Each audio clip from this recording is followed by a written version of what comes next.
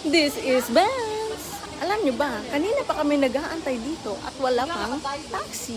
Hi everyone! At ayun na nga, sa wakas, natuloy din yung swimming. Akala ko talaga drawing na eh. Alam nyo ba, June pa lang kasi, nagplano na kami na maligo sa dagat o kaya sa ilog. Katulad last year, nagdagat kami, nagrent pa nga kami ng camping van para convenient sa biyahe. Pero ngayon, nag-commute na lang kami kasi nga malapit lang naman yung lugar na paliliguan. First time ko makarating dito, tapos ganda-ganda talaga ako sa view. Alam mo yun, para kang nasa New Zealand. Alam nyo ba, pagdating namin, talagang ang tagal namin mag-selfie o kaya mag-picture. Kasi nga, ang ganda talaga ng view. Tapos nung mga nainitan na, ayun, at nang magsiligo. Inagahan din namin yung pagpunta dito kasi nga kahit half day lang, solve na kami. Ang lamig ng tubig sa totoo lang. Daig mo pa yung nag-ice bucket challenge eh. Pero kahit gaano pa kalamig yan, walang makakapigil sa amin. Yan yung hinahanap nga ni malamig. May mga nadatnan din kami mga Pinoy na naliligo. Tapos tumabi na lang din kami sa kanila. Wala kasi siyang maayos talaga na daanan. Buti na lang tinulungan kaming bumaba. Kung maglalakad ka pa unahan, may mas malawak pang paliguan dito. Pero dahil tamad kami, hindi na kami pumunta dun. Mahaba kasi talaga tong ilog na to. Marami nga ding mga Japanese na naliligo. Tapos karamihan mga bata.